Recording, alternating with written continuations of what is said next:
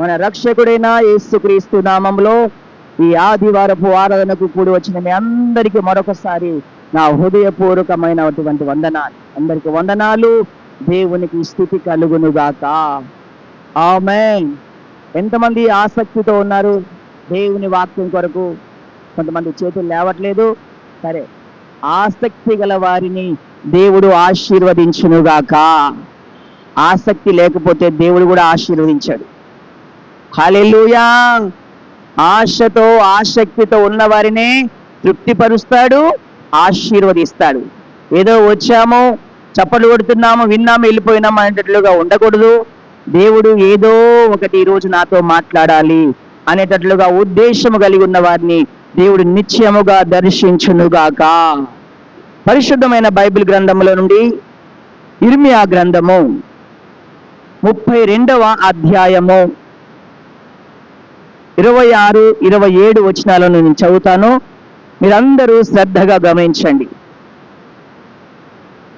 పరిశుద్ధమైన బైబిల్ గ్రంథంలో నుండి ఇర్మియా గ్రంథము 32వ అధ్యాయము 26, 27 వచనాలను. అంతటా యెహోవా వాక్కు ఇర్మియాకు ప్రత్యక్షమై ఇలాగూ సెలవిచ్చెను. నేను యెహోవాను, సర్వ శరీరులకు దేవుడను. నాకు అసాధ్యమైనదేదైనా ఉండునా? మరొకసారి చదువుతున్నాను, అందరూ గమనించండి. బైబిల్ గ్రంథాలు తెచ్చిన వాళ్ళు తెరిచి చూడండి, చదువు రాని వాళ్ళు శ్రద్ధగా వినండి. అంతటా యెహోవా వాక్కు ఇర్మియాకు ప్రత్యక్షమై ఇలాగూ సెలవిచ్చెను.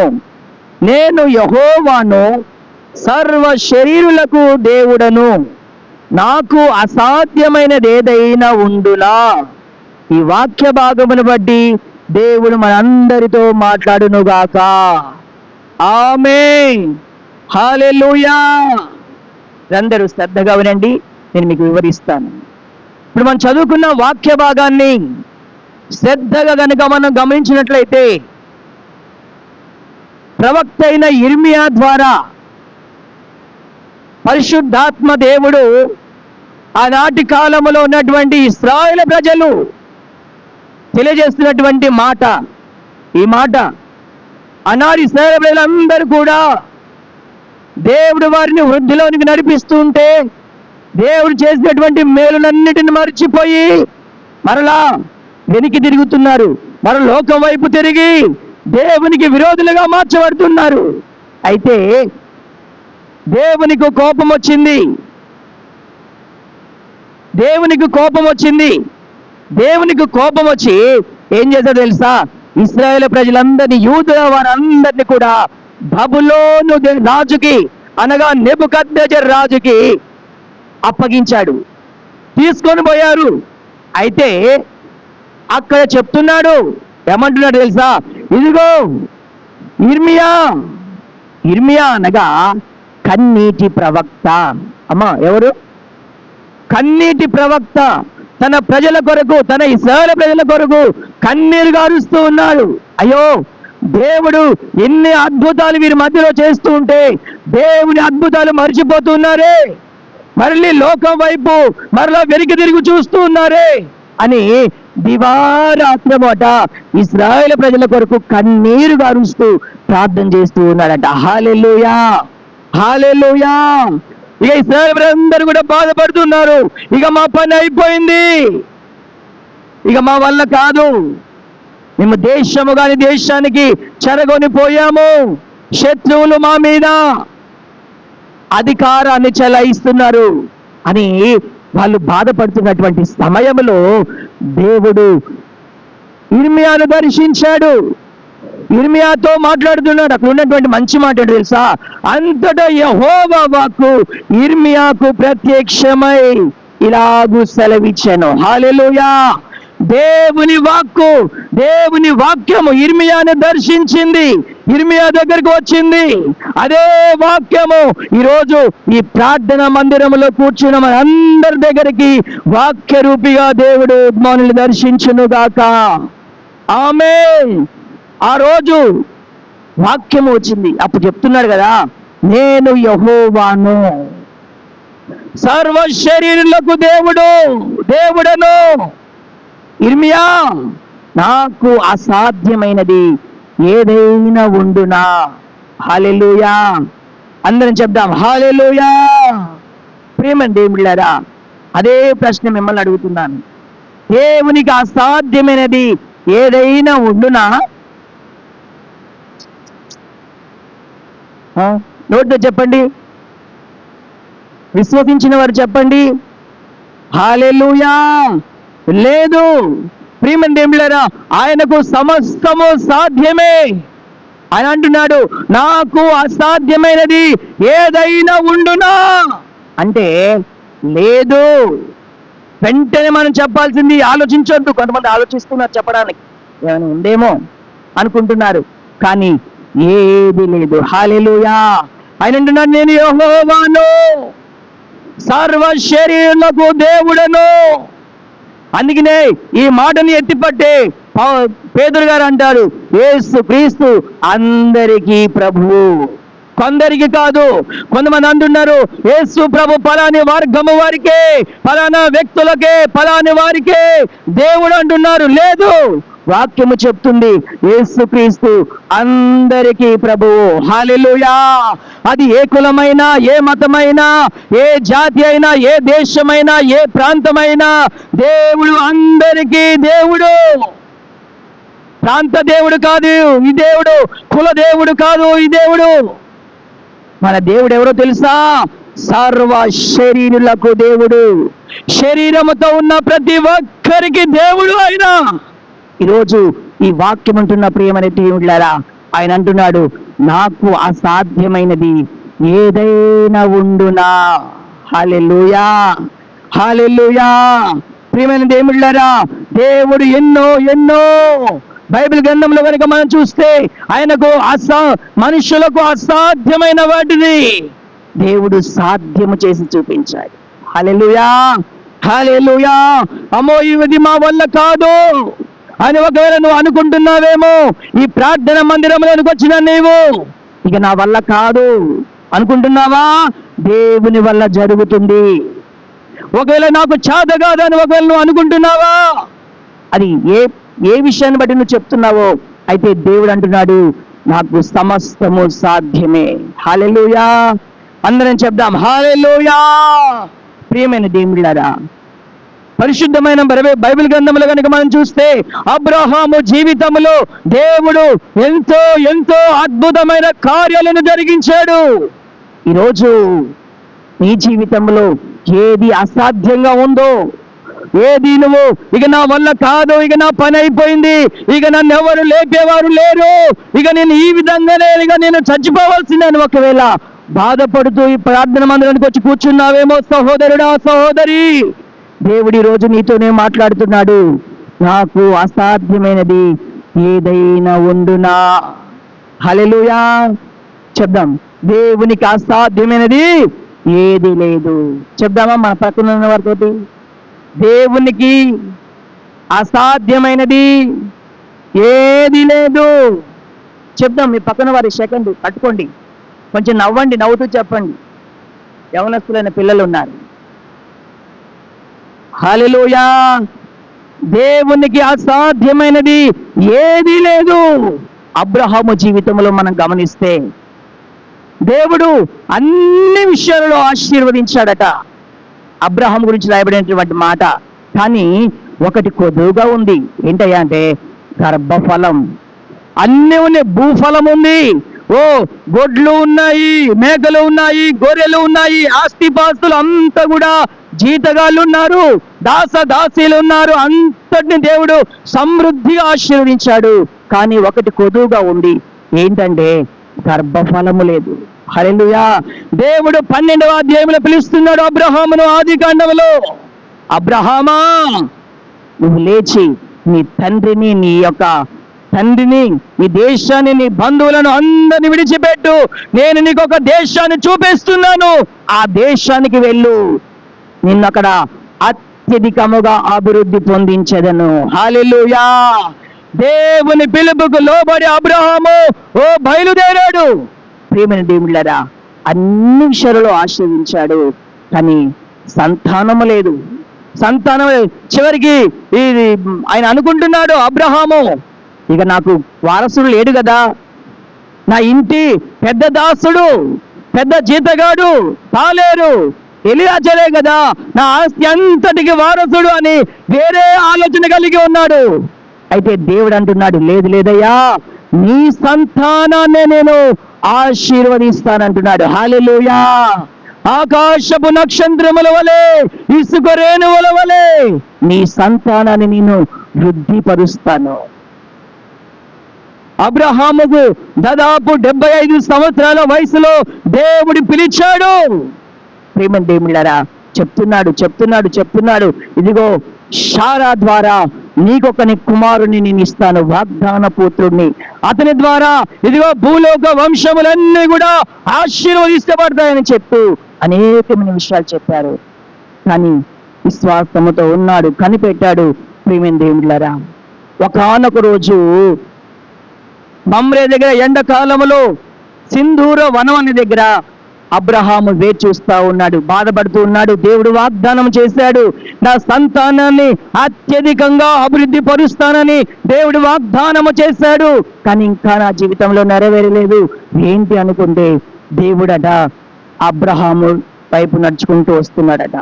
కన్నులెత్తి చూస్తేనేమో ఒకరు కనబడుతున్నారు, పరిగెత్తుకొని అక్కడికి వెళ్ళాడట. 3 కనబడ్డారు. హల్లెలూయా. తండ్రి, కుమార, పరిశుద్ధాత్మల త్రియేక దేవుడు అబ్రహామును దర్శించాడు. అబ్రహాం అంటున్నాడు, అయ్యా నా ఇంటికి రండి, కాళ్ళు కడుక్కోండి, ఇదిగో కొంచెం మీ అలసట తీర్చుకోండి. దేవుళ్ళారా, పెద్ద విందు సిద్ధపరిచాడు. వెళ్తూ చెప్తున్న మాట ఏంటి తెలుసా? ఇదిగో మీదుడికి ఈ సంవత్సరానికి వస్తాను, శారా ఒడిలో కుమారుడు ఉంటాడని చెప్పాడు. హల్లెలూయా. చెప్దాం, హల్లెలూయా. ఈ శారమేమో బయటికి రాకుండా గుడారము దగ్గరే నేను వండిన వంటలు ఏ విధంగా ఉన్నాయా, ఏమున్నాయని చెప్తారు, రిజల్ట్ ఏమని చెప్తారని దాని కొరకు ఆమె వేచి ఉంది.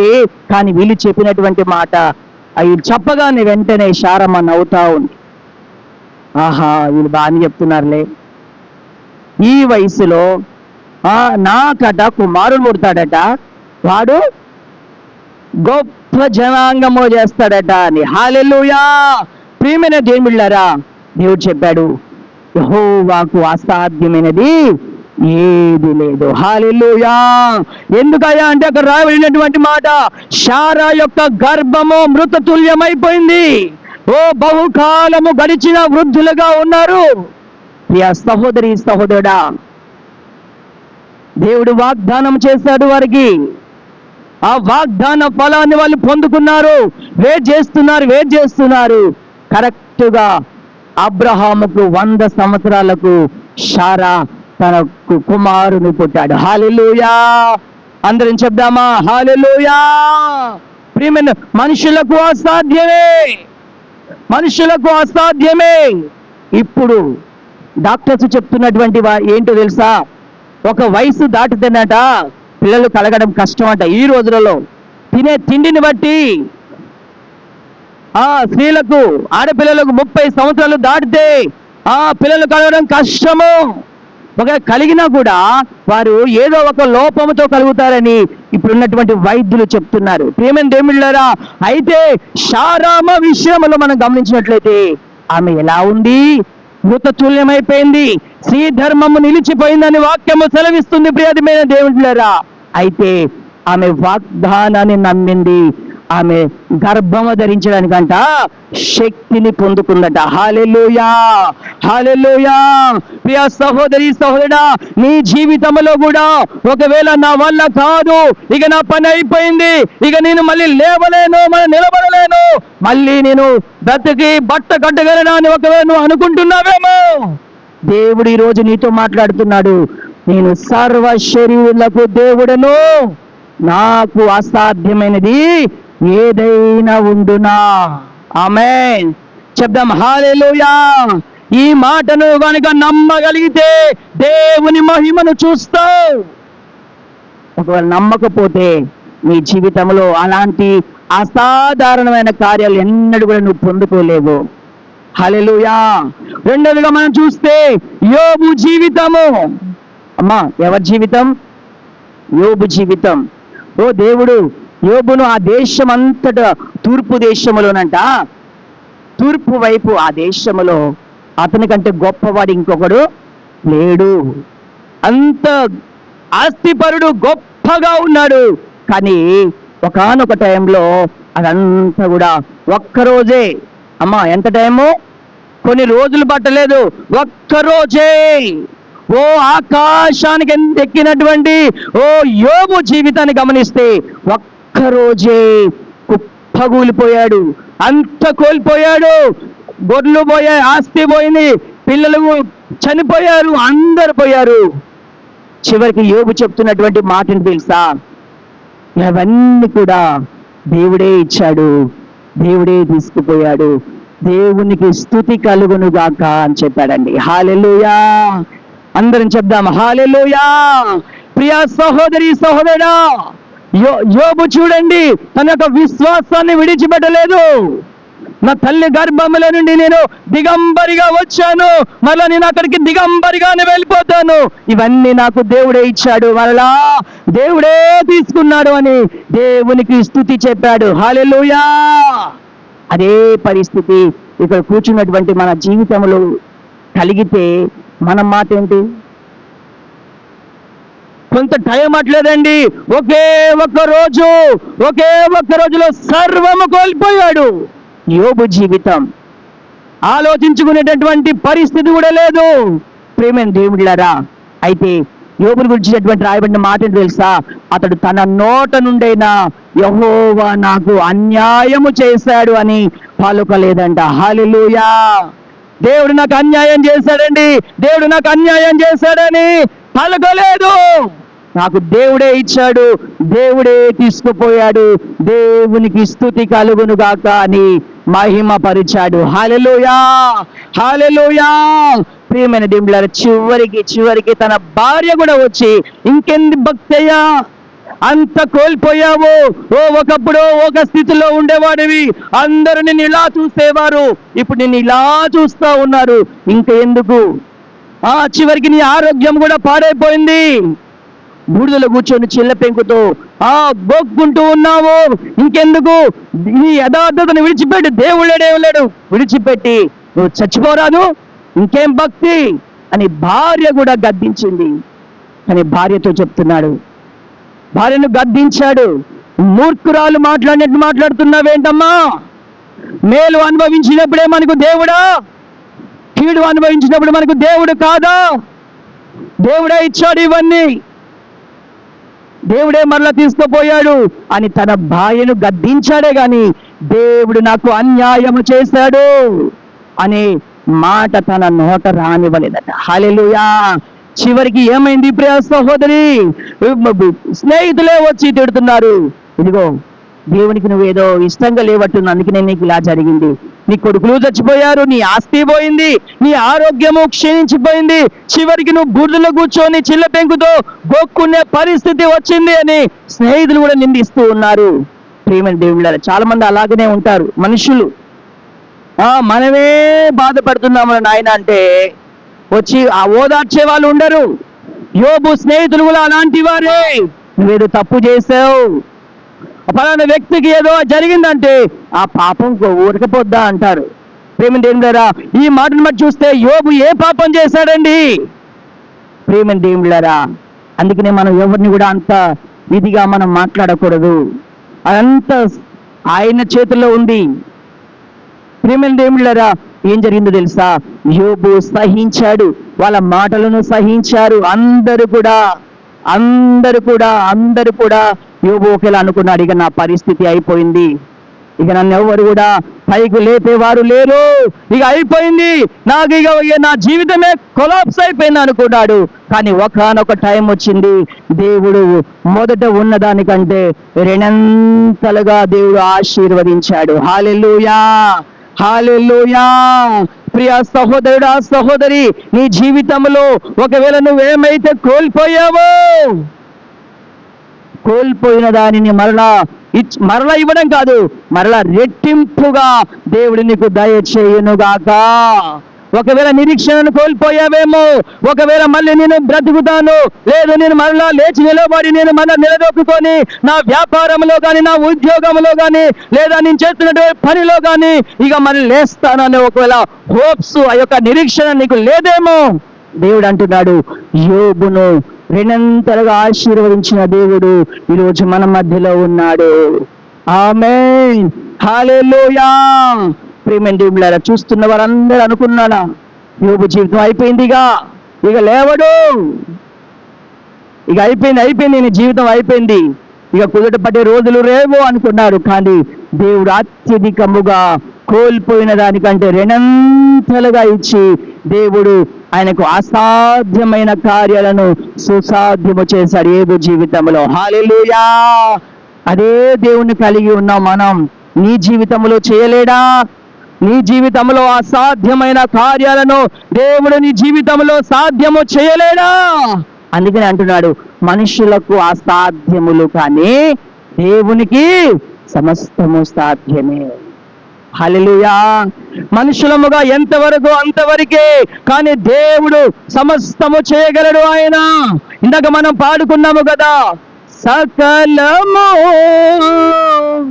చేయగలని వైపేనా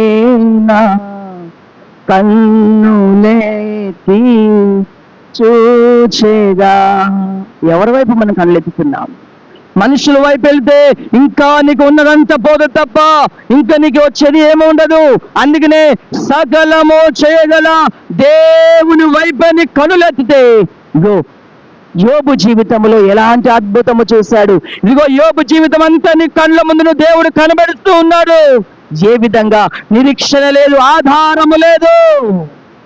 మన దేవుడట బైబిల్ గ్రంథం చెప్తుంది, ఉన్నవి లేనట్టుగా లేని ఉన్నట్టుగా పిలిచే దేవుడట. హల్లెలూయా. ప్రియ సహోదరి సహోదరుడా, ఆయన సజీవులను మృతులుగా చేయగలడు, మృతులను సజీవులుగా చేయగలడు. ఆయన ఏమైనా చేయగలడు. ఇప్పుడు పాట వచ్చింది అదొకటి, హల్లెలూయా.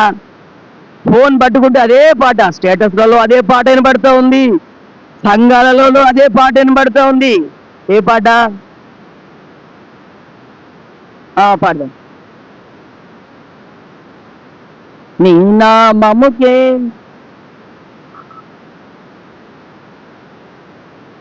ఏమైనా చేయగలవు,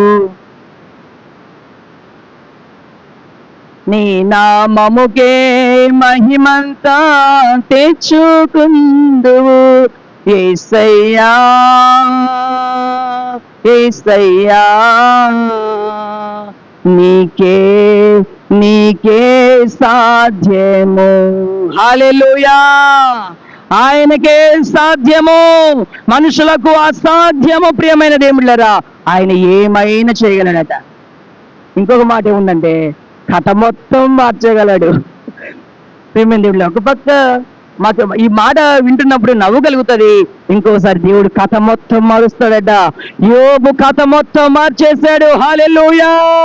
ప్రియ సహోదరి, ఈ వాక్యము వింటున్న నీ జీవితంలో నీ కథను, నీ జీవితాన్ని, నీ కుటుంబ పరిస్థితిని మార్చుటకు దేవునికి సాధ్యం.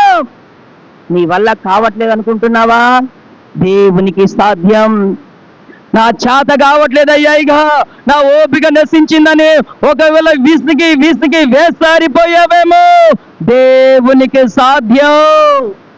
ఆయన వైపే నువ్వు కన్నులెత్తు, ఆయన వైపే నువ్వు కన్నులెత్తు సహోదరుడా సహోదరి. మూడోదిగా లాజరు జీవితం. లాజరు తెలుసు కదా అమ్మా, తెలుసా? తెలుసు కాబట్టి మీకు రెఫరెన్స్ చెప్పట్లేదు, అందరు విన్నాం.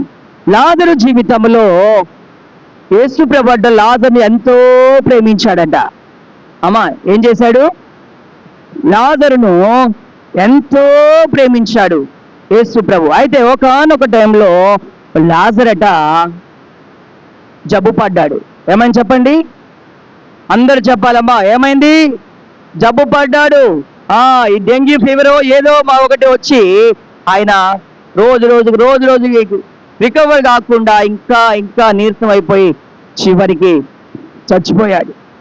వాళ్ళ అక్క చెల్లెలు చెప్పారు, అయ్యా మా తమ్ముడు, నువ్వు ప్రేమించినటువంటి లాజరు జబ్బు పడ్డాడయ్యా, వచ్చి ప్రార్థన చేదురా అంటే, అవునా అన్నాడు. వేరే ప్రాంతానికి వెళ్ళి సువార్త ప్రకటన, అయ్యా ఇక చచ్చిపోవడానికి సిద్ధంగా ఉన్నాడయ్యా, ఇక కొనోపురి ఇక ఆగా అన్నట్టుంది, రాయ్యా అంటే, అవునా సరేలే అనుకొని ఆయన రాలేదు. చివరికి చచ్చిపోయాడు. అయ్యా చచ్చిపోయాడయ్యా, సమాధి కార్యక్రమం చేద్దురా అయ్యా అంటే, అవునా సరేలే అనుకున్నాడు. ప్రేమ దేవుళ్ళారా, ఇక వీళ్ళు అక్క చెల్లెలు ఏడుస్తూ ఉన్నారు, ఒకటే ఏడుస్తూ ఉన్నారు. ఆ ఊరి వాళ్ళందరూ కూడా వీళ్ళకి అనిపించి పట్టిందట్టుంది, ఇక యేసుప్రభు వస్తే ఎప్పుడో వచ్చేవాడు, కానీ యేసుప్రభు ఇక రాడు అని చెప్పి అందరూ పట్టుకొని తీసుకొని పోయారు. ఎక్కడికి? సమాధి చేయడానికి. హల్లెలూయా! సమాధి చేయడానికి తీసుకొని పోయాడు. సమాధిలో పెట్టారు. సమాధిలో పెట్టిన 4 రోజులకు వస్తున్నాడట యేసు ప్రభు. అమ్మా ఎన్ని రోజులకి? 4 రోజులకు వస్తుంది. అమ్మా ఎలా ఉంటుంది చెప్పండి అమ్మా, ఎలా ఉంటుంది అన్న, ఎలా ఉంటుంది చెప్పండి? యేసు ప్రభు వచ్చినప్పుడు మన విస్తారమైన పని పాటలు పెట్టుకుంటుందట. ఎవరు? మార్తమ్మ. యేసు ప్రభు ఒక్కడే కాదు, యేసు ప్రభుతో పాటు 12 మందిని తీసుకొని వస్తాడు. వారందరికీ నేను వంట చేసి పెట్టినా, మా ఇల్లు ఎంతో ఆదరించింది, చేసింది, మేము ఇబ్బందులు ఉన్నప్పుడు మా దగ్గరికి రాడా? చాలా మంది కూడా ఇలాగనే అంటారు కదా, మా దగ్గరికి రాడని ఎన్ని ఆలోచనలు కలిగి ఉన్నాయో వాళ్ళలో, కానీ చనిపోయిన 4 రోజులకు వస్తున్నాడు యేసు ప్రభు. ప్రియ సహోదరి సహోదరుడా, హల్లెలూయా! అదే అయ్యా జ్వరం వస్తుంది రాండయ్యా అంటే, కొంచెం అటు ఇటు లేట్ అయిపోతే, అయ్యగారికి అసలు మీ ఉంటే ఉందా, లెక్కుందా, అదా ఇదా అని ఏదంటే ఈ మాటలు చాలా ఎక్కువ వింటున్నాం ప్రియమైన దేవుళ్ళారా. అయితే యేసు ప్రభువు కూడా ఒకవేళ అలా అనుకొని ఉండొచ్చు. చనిపోయిన 4 రోజులు సమాధి చేయబడ్డారు. అప్పుడు యేసు ప్రభు వస్తున్నాడు. మార్త పరిగెత్తుకొని దేవునితో చెప్తున్నాడు, అయ్యా నువ్వు ఇక్కడ ఉంటే నా తమ్ముడు చావకుండా ఉండేవాడయ్యా. అమ్మా పునరుద్ధానమును నేనే, జీవమును నేనే, నా యందు విశ్వాసముంచువాడు చనిపోయినా కూడా మరలా బ్రతుకుతాడు అని వాక్యం సెలవిస్తుందని చెప్పినప్పుడు, అవునయ్యా అవునయ్యా నేను నమ్ముతున్నా. అంత్యదినాన, ఎప్పుడట? అంత్యదినాన, ఇప్పుడు కాదులే అయ్యా, అంత్యదినాన నువ్వు లేపుతావని తెలుసు నాకు, ఎందుకంటే నువ్వు అప్పుడప్పుడు వాక్యం చెప్పినప్పుడు నేను విన్నా అయ్యా, అంత్యదినాన లేపుతావని తెలుసు అన్నది.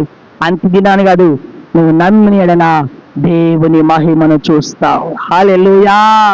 వెంటనే మరియమ్మ కూడా యేసు ప్రభు దగ్గరికి పరిగెత్తుకొని వచ్చింది. ఎక్కడ పెట్టారు లాజరుని అంటే, అయ్యా పలానా చోట పెట్టాము. 4 రోజుల కిందట యేసు ప్రభు అన్నాడు, పునరుద్ధానమును నేనే, జీవమును నేనే అని. ఆ సమాధి దగ్గరికి పోయి, సమాధి రాయిని పక్కకు పొర్లించండి అన్నాడు. అమ్మ అందరికి వినాలి, సమాధి రాయిని పక్కకు పొర్లించండి అన్నాడు. ఎందుకు? దేవునికి ఆ రాయి కూడా పక్కకు తెప్పడం ఒక అసాధ్యమా? కాదు, కానీ పక్కకు వెళ్ళమని చెప్పాడు. అప్పుడు అంటుంది కదా, అయ్యా చనిపోయి 4 రోజులు అవుతుంది, ఇప్పటికీ అంత కుళ్ళిపోయి వాసన వస్తుందయ్యా, కాబట్టి వద్దయ్యా అంటే, ఏమిటిలరా ఏమన్నా లేదు, నువ్వు నమ్మితే దేవుని మహిమను చూస్తావు అన్నాడు. హల్లెలూయా! హల్లెలూయా! ప్రియ సహోదరి, ఆ రాయిని పొర్లించాడు.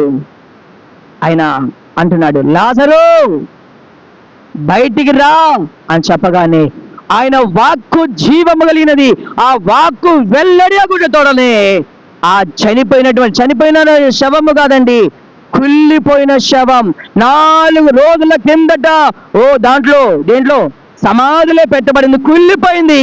అలాంటి శవమైనటువంటి లాజరు దేవుడు తన మాట చెప్పగానే ఆయన సజీవుడుగా లేచి బయటకు వస్తున్నాడు. హల్లెలూయా!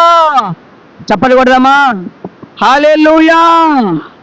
దేవునికి అసాధ్యమైనది ఏది లేదు. అమ్మా దేవునికి అసాధ్యం. చనిపోయిన వాడిని సరే సిపిఆర్ ఏదో చేసి బ్రతికించవచ్చు ఒక కొద్ది సేపటికి, కానీ చనిపోయిన 4 రోజులకు వచ్చి దేవుడు లేపాడు. అది మనుషులకు అసాధ్యము, కానీ దేవునికి సాధ్యమైంది. హల్లెలూయా! హల్లెలూయా! అందరం చెప్దాం హల్లెలూయా! ఈరోజు నీ జీవితంలో కూడా ఒకవేళ నిరీక్షణను కోల్పోయావేమో సహోదరి, ఒకవేళ నీవు ఇక నీ బ్రతుకు మీద ఆశలు కోల్పోయావేమో. వాక్యం సెలవిస్తుంది, దేవుడు అంటున్నాడు, మాటమతో నువ్వు నమ్మిన ఎడల దేవుని మహిమను చూస్తావు అన్నాడు. ఆమె నమ్మింది, నిశ్చయముగా తన యొక్క జీవితంలో దేవుని మహిమను చూడగలిగింది. ఆమేన్. ఈరోజు ఈ వాక్యం వింటున్న నీవు నీ జీవితంలో కూడా నువ్వు నమ్మగలిగితే అసాధారణమైన కార్యాలు కూడా నువ్వు సాధ్యము చేసుకోగలవు. ఆమేన్. అందరం చెప్దాం హల్లెలూయా. అందరం చెప్దాం హల్లెలూయా. ప్రియమైన దేవుళ్ళారా, వాక్యం చదివేటప్పుడు నాకు ఒకటి అర్థం కాదు. ఎందుకంటే ఆ రాయిని సమాధికి అడ్డుగా పెట్టారట. అడ్డుగా పెట్టారు, అది ఎంతో పెద్ద రాయి. కానీ యేసుప్రభు ఏమంటున్నాడంటే ఆ రాయిని మీరు పక్కకు తీయండి అన్నాడు. ఎందుకు? చచ్చిపోయినటువంటి 4 రోజుల కుళ్ళినటువంటి శవాన్ని తిరిగి సజీవునిగా లేపగలిగిన దేవుడు ఆ రాయిని తొలగించడం మనకి అసాధ్యమా? అమ్మా చెప్పండి, అసాధ్యమా? కాదు, చేయగలడు. కానీ నాకు అర్థం కాలేదు. తర్వాత నాకు అర్థమైనది తెలుసా, మనకు సాధ్యమైనది మనం చేస్తే మనకు అసాధ్యమైనవి దేవుడు చేయగలడు. హల్లెలూయా. అది చేయగలడు. అక్కడ ఉన్నటువంటి వాళ్ళు ఆ రాయిని పక్కకు దొర్లించగలరు, వారి వల్ల అవుతుంది. అందుకనే వారికి చెప్పాడు, ఆ రాయిని పక్కకు దొర్లించండి అని చెప్పాడు. ఆ శవాన్ని లేపడము, ఆ కులినటువంటి శవాన్ని లేపడము ఆయన మనుషుల వల్ల కాదు. కాబట్టి ఆ అసాధ్యమైన మనుషుల వల్ల కానిది దేవుడు చేయగలిగాడు. హల్లెలూయా. ప్రియమైన దేవుళ్ళారా, ఈరోజు నీ జీవితంలో, నీ కుటుంబంలో అసాధ్యమైనది ఏమైనా ఉందా? నా వల్ల కాదు అనుకునేది ఏమైనా ఉందా? నా చేత కాదు, ఇక నా చేతిలో లేదు అనుకునేది ఏమైనా ఉందా? దేవుడు చేయగలడు. అయితే నీ వల్ల ఏ పనులు నువ్వు చేయాలి? అమ్మా ఏం చేయాలి?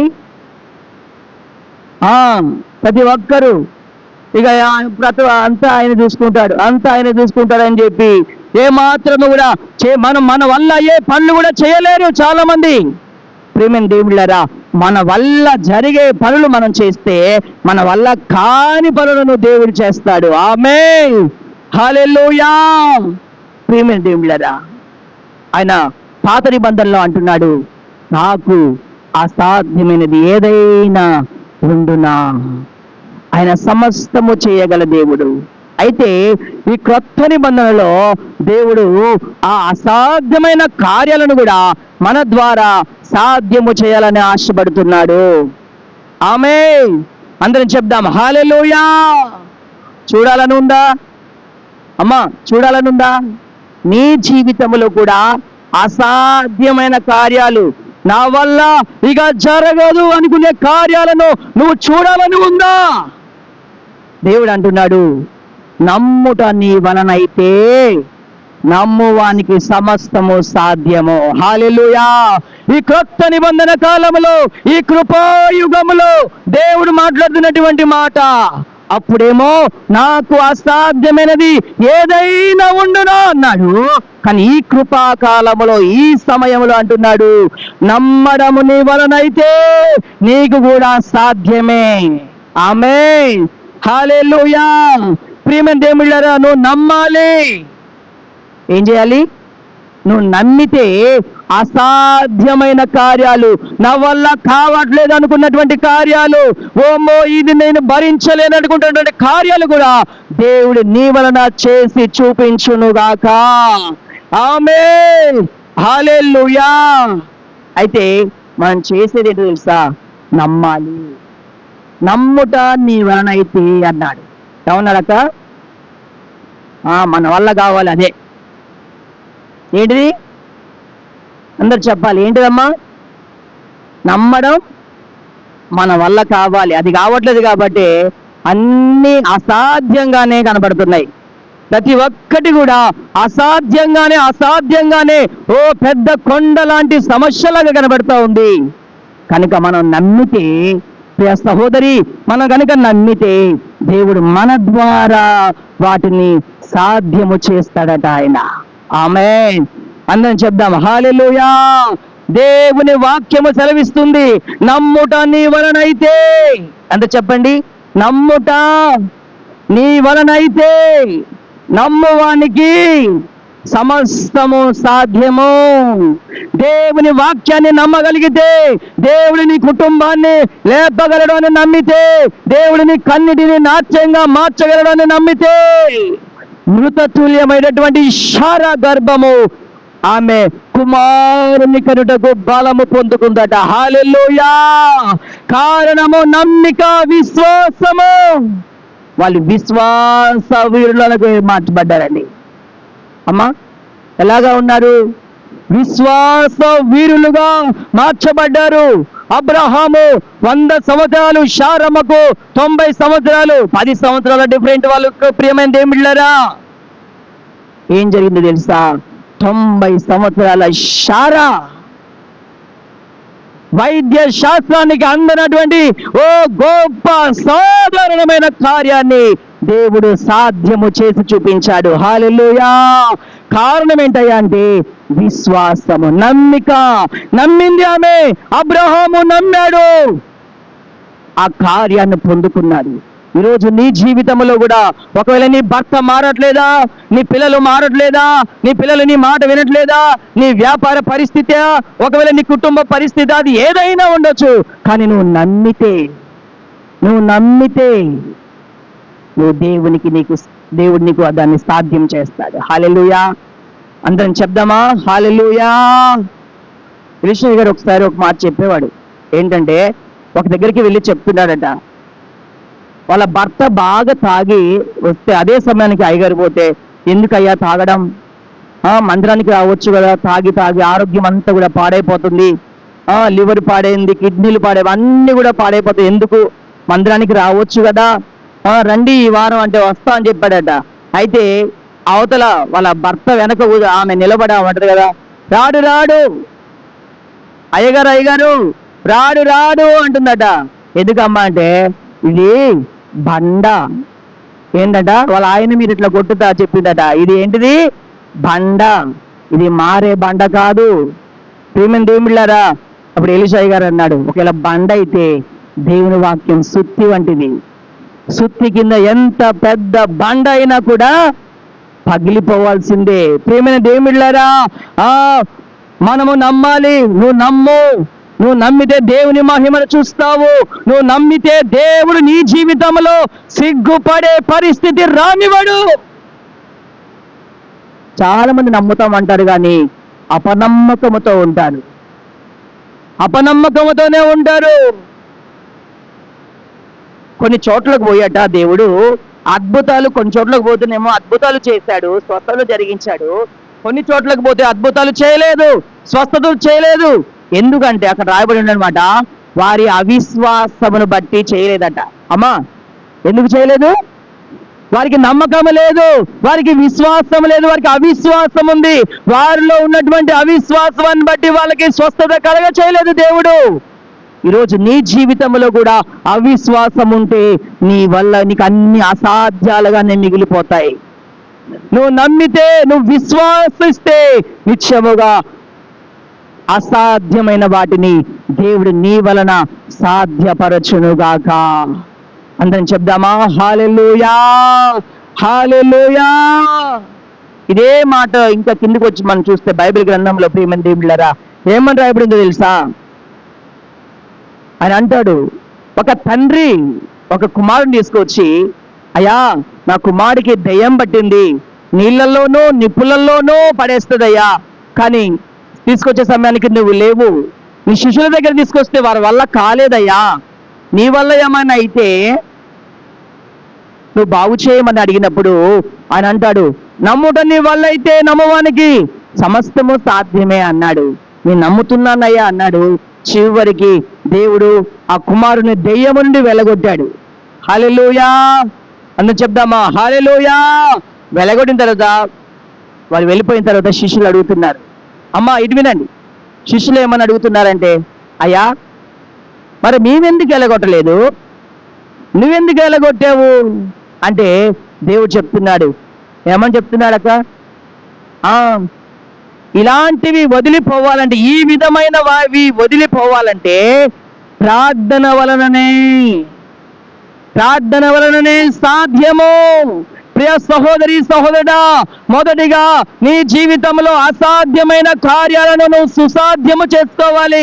సాధ్యపరుచుకోవాలంటే దేవుడు చెప్తున్నాడు, నమ్ముట నీ వలనైతే.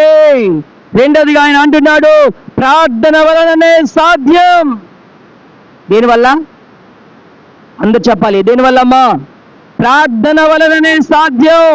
ప్రియ సహోదరి సహోదరుడా, నీ జీవితంలో అసాధ్యమైన కార్యాలను నువ్వు సాధ్యం చేసుకోగలగాలంటే ప్రార్థన. రెండవదిగా ఏంటిది? ప్రార్థన. ప్రార్థన ప్రార్థన ప్రియమైన దేవుళ్ళారా, ప్రార్థన. ప్రతిదానికి ప్రార్థనే పరిష్కారం. ప్రార్థన వలననే మన జీవితాలు ఓ ఉన్నతమైన స్థితిలోనికి వెళ్తాయి. చాలా మంది పరిగెత్తుతున్నారు, ప్రార్థన చేసుకోవడము వారి వల్ల కాక, వారికి చేత కాక అక్కడికి ఇక్కడికి ఓ పరిగెత్తుతూ ఉన్నారు. అక్కడికి పోతే కార్యాలు జరుగుతాయి, ఇక్కడికి పోతే కార్యాలు జరుగుతాయని దేవుడు అన్నాడు. అక్కడ ఇక్కడ అన్నప్పుడు మీరు పోవద్దు, మీరు మోసపోవద్దు. హల్లెలూయా. నా రాకడ సమయంలో అక్కడ అని చెప్తారు, ఇక్కడ అని చెప్తారు. మీరు పరుగులెత్తద్దు ఎక్కడికి. నీకు విశ్వాసం ఉంటే, రెండోదిగా నువ్వు ప్రార్థన పరుడవైతే నీ జీవితంలో కూడా అసాధ్యమైన కార్యాలను నువ్వు సాధ్యము చేయగలవు. ఆమేన్. హల్లెలూయా. ప్రార్థన చేస్తున్నారా? ప్రార్థన చేయకపోతే ప్రార్థన ఊపిరి లాంటిదట. ఊపిరి పీల్చుకోకపోతే ఎలాగ చచ్చిపోతామో, ప్రార్థన చేయకపోతే మన విశ్వాస జీవితం, ఆత్మీయమైన జీవితం కూడా చచ్చిపోతుంది. ప్రార్థనే నీ పరిస్థితి మారాలన్నా, నీకు అసాధ్యముగా కనబడేది సాధ్యము కావాలన్నా ప్రార్థనే. అందుకనే కార్య ఆరంభము కంటే కార్య అంతము మేలట. చాలా మంది ప్రార్థన చేస్తాం అనుకుంటారు. కొంతమంది తీర్మానాలు చేసుకుంటారు, కానీ చివరికి ఆ తీర్మానాలు ఎటు ఎగిరిపోతాయో. ప్రియమైన దేవుళ్ళారా, దేవుని ప్రేరేపణ బట్టి భాస్కరయ్య గారు 24 గంటలు నాకు గొలుసు ప్రార్థన అని పెట్టారు. కొంతమంది ఆయా ఈ టైంకి మరి స్వతహాగా వాళ్ళ ఇష్టానుసారంగా చెప్పారు, మీ ఈ టైంలో ప్రార్థన చేస్తామని. కానీ కొన్ని చూస్తే సరే, వాళ్ళు చూస్తుంటే స్టార్టింగ్ లో అంతా బాగానే ఉంది, కానీ తర్వాతకి మెసేజ్లు తగ్గిపోతూ ఉన్నాయి. ఎగ చెప్పారు, మోకాలు వేసేటప్పుడు ప్రైజ్ లాడ్ అని పెట్టమన్నాడు, తర్వాత అయిపోయినాక ఆమె అని పెట్టమన్నాడు. అది చూస్తే స్టార్టింగ్ లో చాలా మంది పెట్టారు, కానీ ఇప్పుడు చూస్తే కొద్ది మంది. హల్లెలూయా. ఒకవేళ చదువు రాని వాళ్ళు ఉన్నారా, అది ఓకే. కానీ ప్రియమైన దేవుళ్ళారా, ఇదిగో వాక్యం అదే చెప్తుంది, ప్రార్థన వలననే సాధ్యము. నీ జీవితంలో నువ్వు చేసినటువంటి తీర్మానాలు ఏ విధంగా మరిచిపోగలుగుచున్నావు ప్రియమైన దేవుళ్ళారా? అలాంటప్పుడు నీ జీవితంలో అసాధ్యమైనవి ఏ విధంగా నువ్వు సాధ్యము చేసుకోగలవు? నీ పిల్లల జీవితాలు మారాలని నువ్వు ఎంతో ఆశ కలిగి ఉన్నావు కదా, నువ్వు ప్రార్థన చేయకపోతే ఆ కార్యాలు ఎలా జరుగుతాయి నీ కుటుంబంలో? హల్లెలూయా. ప్రియమైన దేవుళ్ళారా, ఎవరో ప్రార్థన చేస్తే మనకెందుకు జరుగుతాయని చేస్తారు. సంఘంలో ప్రార్థన చేస్తారు, సేవకులు ప్రార్థన చేస్తారు, కానీ మనంతటా మన వ్యక్తిగత ప్రార్థన ఉండాలి. ప్రార్థన చేయకపోతే మన జీవితంలో అద్భుతాలను చూడలేము. హల్లెలూయా. అందరం చెప్దామా? హల్లెలూయా. ప్రార్థన వలనని సాధ్యమని వాక్యం చెప్తుంది. ప్రార్థన వలననే సాధ్యము. మూడోదిగా మనం చూస్తే ఆయన అంటాడు, ఆవగింజంత విశ్వాసము కనుక మనకుంటే కొండపోయి సముద్రములో పడమంటే పడుతుందట. ఎంతక్క అమ్మా చెప్పండి, ఎంత? మూడవదిగా దేవుడు అంటున్నాడు, నాకు అసాధ్యమైనది లేదని చెప్పాడు. ఇప్పుడు అంటున్నాడు, మీకు కూడా అసాధ్యమైనది ఏది లేదు. ఎప్పుడంటే నువ్వు నమ్మినప్పుడు, రెండవదిగా నువ్వు ప్రార్థించినప్పుడు, మూడవదిగా ఆవగింజంత విశ్వాసము నీకు ఉన్నప్పుడు. హల్లెలూయా. అమ్మా ఎంత విశ్వాసము? ఆవగింజ. ఎంత పెద్దగా ఉంటుంది ఆవగింజ? అమ్మా చెప్పాలి, చిన్నగా ఉంటుంది. అది ఒక్కోసారి కంటికి కూడా కనబడదు. హల్లెలూయా. అంత విశ్వాసము కనుక నీకుంటే ఈ కొండను చూసాట సముద్రంలో పడమంటే అది పడుతుంది. దేవుడు దాన్ని సాధ్యం చేస్తానంటున్నాడు. హల్లెలూయా. అందరం చెప్దామా? హల్లెలూయా, హల్లెలూయా. ఉందా మరే? ఉందంటారా? కంటి కనబడినంత ఉందా? ప్రేమైన దేవుళ్ళారా, మన పరిస్థితులు మనకు చెప్తాయి. మనకున్నటువంటి కుటుంబ పరిస్థితులను, అలాగే మనకున్నటువంటి ఆ యొక్క ప్రతి పరిస్థితి మనకి ఎంత విశ్వాసం ఉంది, మనం ఎంత ప్రార్థన చేయగలుగుతున్నాము, ఎంత వాక్యాన్ని ధ్యానించగలుగుతున్నాము. దేవుని బిడ్డలు కలిసినప్పుడట ఎక్కువగా వారు మాట్లాడుతున్న వాళ్ళ ఆత్మీయులా కాదని తెలుసుకోవడానికి ఒక పాస్టర్ గారు చెప్పాడు. వాళ్ళ మాటను బట్టి చెప్పొచ్చట. అమ్మా వింటున్నారా? వాళ్ళు ఎంత ఆత్మీయులు, వాళ్ళు ఎంత విశ్వాసులు అని చెప్పడానికట వాళ్ళ యొక్క ఇద్దరు మాట్లాడుతున్న వాళ్ళ సంభాషణను విని చెప్పవచ్చట.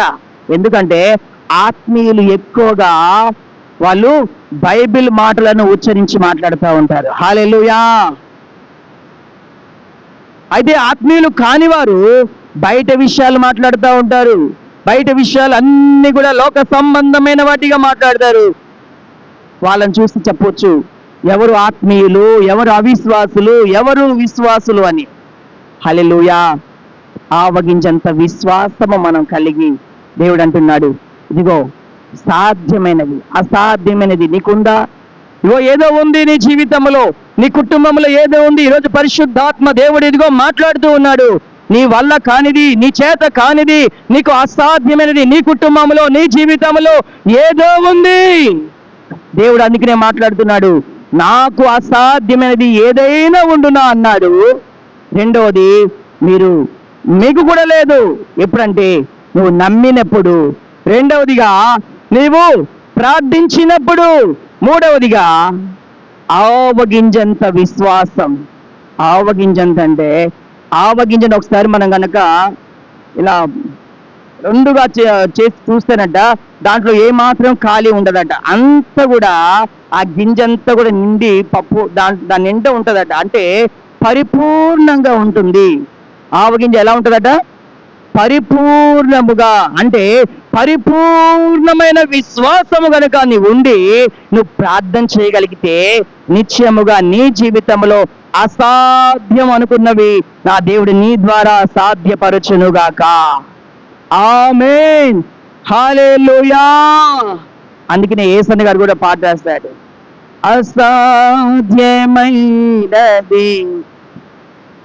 అందరు పాడదాం.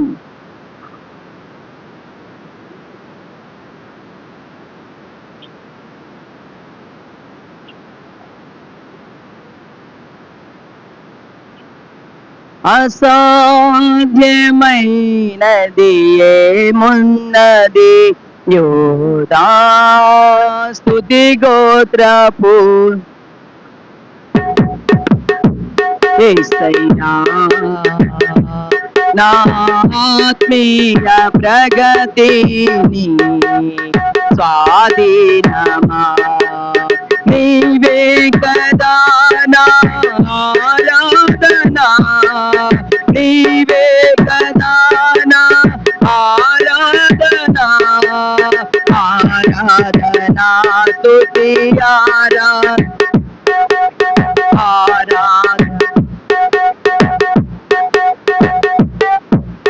నీ ప్రజల నెమ్మదికై రాజాజ్ఞమార్చింది నీవేనని అహమును అణచి అధికారులను అదముల చేసిన నీకు అందరి విశ్వాసంతో పాడదాం. ఆమేన్.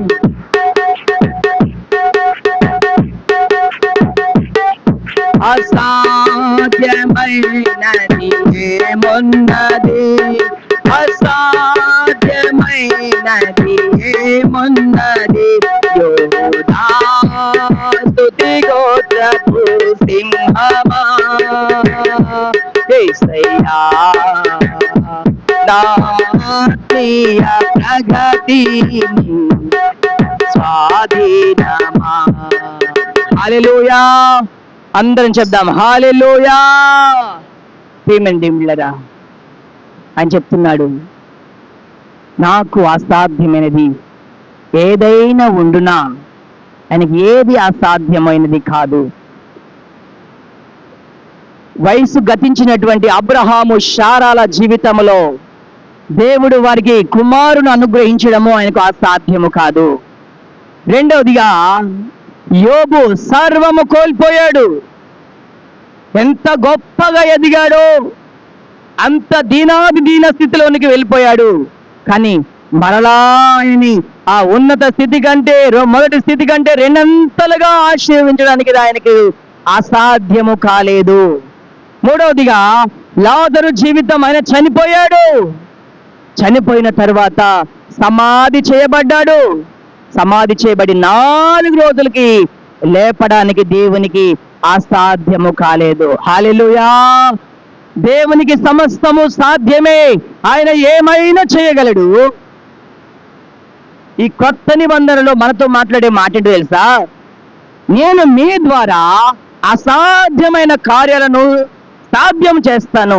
ఎప్పుడంటే మనము నమ్మినప్పుడు. నువ్వు నమ్మితే, నమ్ముట నీ వలనైతే నమ్మువానికి సమస్తము సాధ్యము అన్నాడు.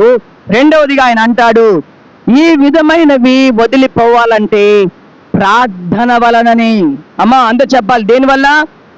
ప్రార్థన వలనని. మూడవదిగా ఆవగింజంత విశ్వాసము గనక నువ్వు ఉంటే, అనగా ఒక పరిపూర్ణమైన విశ్వాసతలోనికి నువ్వు వచ్చినట్లయితే నీకు కూడా అసాధ్యమైనది ఏది ఉండదు అని దేవుడు చెప్తున్నాడు. ఆమేన్. ఈ మాటలు ఎవరికి అవసరమో, ఎవరు మరి అలాంటి పరిస్థితిలో ఉన్నారు నాకు తెలియదు. పరిశుద్ధాత్మ దేవుడు ఈరోజు మనందరితో మాట్లాడారు. దేవుడు ఈ మాటలు మన వినికిడిలో దేవుడు నీరు కట్టి ఫలింపచేసి మన జీవితంలో అసాధ్యమైన వాటిని దేవుడు సాధ్యపరచునుగాక. ఆమేన్. ఈ సమయంలో మనం అందరం లేచి నిలబడి కొన్ని నిమిషాలు విన్న వాక్యాన్ని బట్టి ఒక తీర్మానం చేసుకుంటూ మనం ప్రార్థన చేసుకుందాం. అందరం లేచి నిలబడదాం. సమయం 12 గంటలు అవుతుంది. అందరం లేచి నిలబడదాం. ఒక 5 నిమిషాలు ఆయన చెప్తున్నాడు,